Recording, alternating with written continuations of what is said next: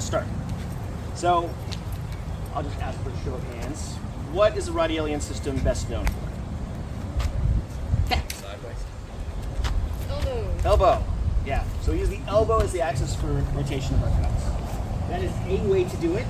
Those of you in the Hungarian system or who study French, British, you will have seen very different systems to that use the wrist.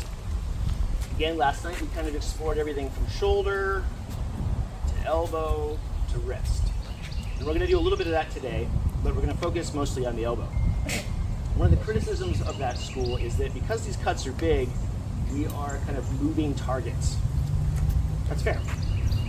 So, one of the things I'm hoping to do today, and this is going to be slightly different than the way I usually teach this. Usually I teach this and then I have people go do it, and I walk around being very serious, well, semi-serious, making corrections, trying to help people and answer questions.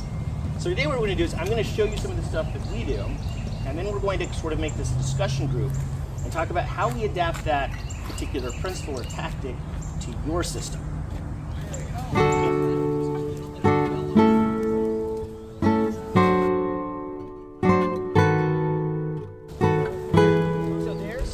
So raw recruits would get this, and they'd stand here uncomfortably, and they would just practice making certain cuts. These would be called out at different times. So 1, 2, 3. It's an exercise. It gets their muscles going, it gets the elasticity that they need, then they go into guard, and they do it again. There's certain cuts you do as an exercise, and it also helps, with the thumb back there, to make sure that I'm hitting like this and not like this. This is going to make somebody unhappy. It's not going to do what I want it to do. Just cut them. Does that make sense? So, as an exercise, moulinette are great. And we have...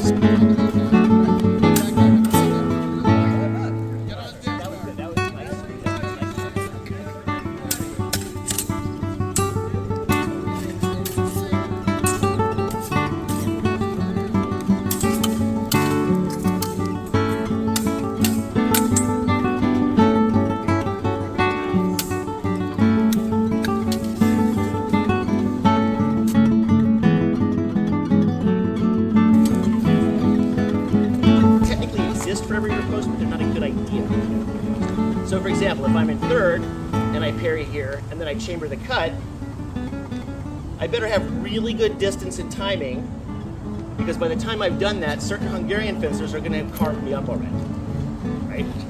Not the best place to do that particular type of cut. However, from fifth, I can easily make that cut from here. Comes up around my head, right to the cheek.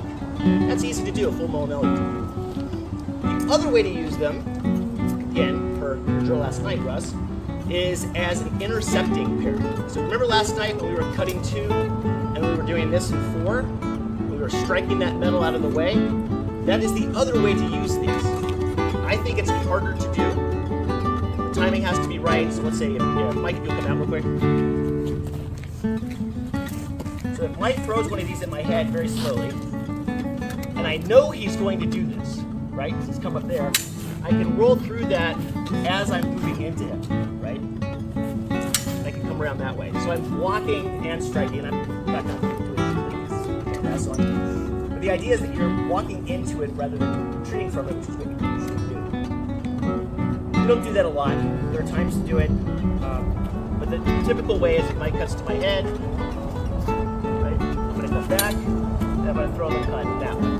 That's just safe up here.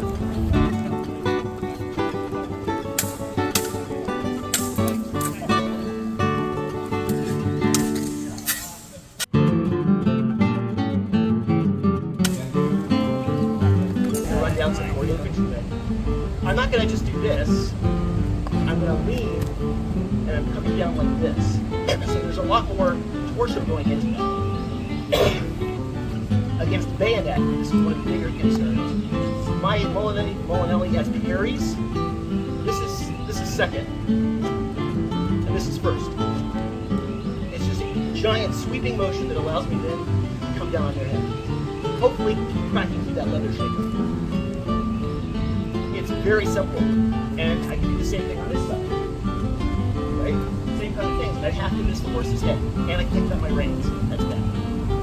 So, everything is really simple. A lot of the stuff that we were just doing, I don't do. Second, though, If I parry here against the bayonet, thrust down. Parry here, thrust down.